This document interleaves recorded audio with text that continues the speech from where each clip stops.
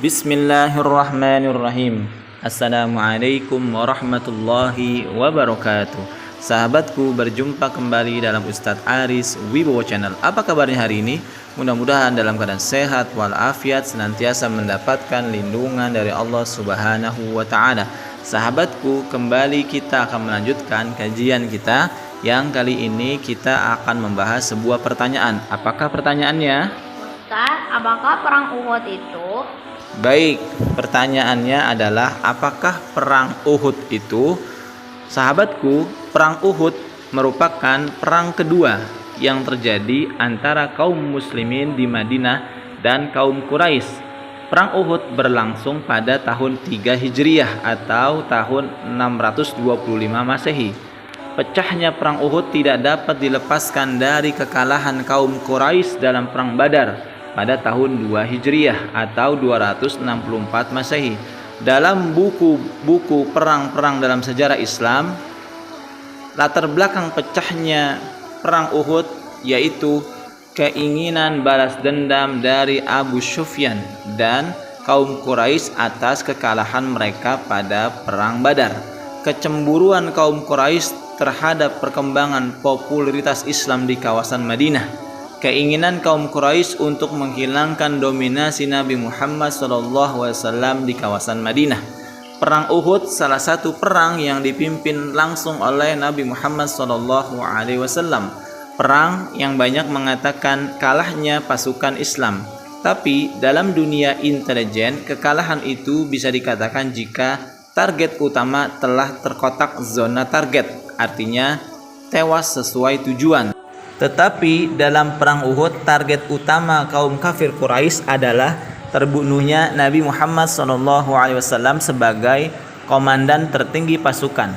Tetapi dengan izin Allah, Rasulullah SAW tetap selamat. Maka perang ini tidak dikatakan kalah, melainkan mundur selangkah menuju 100 langkah ke depan. Walaupun saat itu sang paman tercinta terbunuh, yaitu Hamzah bin Abdul Muthalib, juga terbunuhnya 70 orang sahabat. Perang yang disaksikan salah satu bukit yang nanti terlihat dari surga.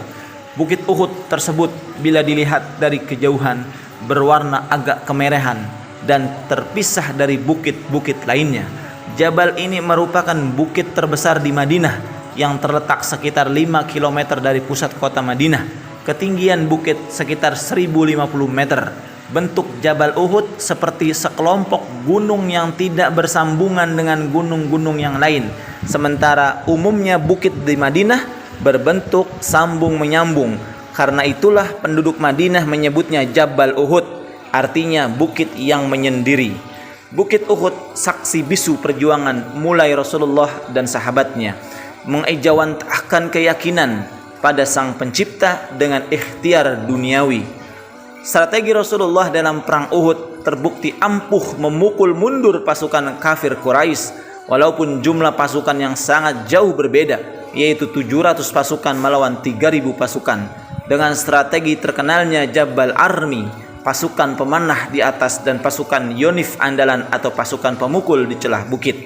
Pertempuran ini menjadi ujian kecintaan spiritual dan kecintaan dunia. Ujian dalam mentaati segala perintah komandan perangnya atau tergoda dunia dalam perjalanan dinasnya sehingga terpuruk dalam penyesalan.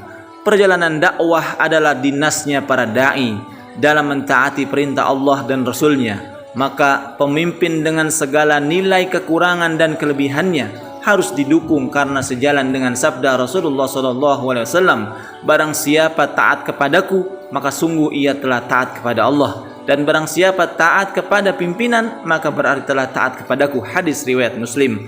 Maka sahabatku, selama pimpinan memerintahkan kebaikan, maka katakanlah sami'na wa ata'na. Dalam Al-Quran Allah Subhanahu wa Ta'ala berfirman, A'udzu billahi minasyaitonir rajim. Innama kana qaulal mu'minina idza du'u ila Allah wa rasulih liyahkuma bainahum ay yakunu sami'na wa ata'na wa ulaika humul muflihun. Artinya, sesungguhnya jawaban orang-orang mukmin bila mereka dipanggil kepada Allah dan Rasulnya agar Rasul menghukum mengadili di antara mereka ialah ucapan kami mendengar dan kami patuh, dan mereka itulah orang-orang yang beruntung. Sahabatku, itulah sekilas perang Uhud, perang yang membuktikan antara kecintaan spiritual dan tergodanya seorang dai dengan dunia. Ya Allah, jadikanlah kami pasukan-pasukan, tentara-tentara dakwah yang senantiasa istiqomah di jalan-Mu ya Allah. Amin amin ya rabbal alamin. Sahabatku, berjumpa lagi pada kesempatan yang lain. Sahabatku, jangan lupa Untuk like, share, and subscribe channel dakwah ini. wassalamualaikum warahmatullahi wabarakatuh.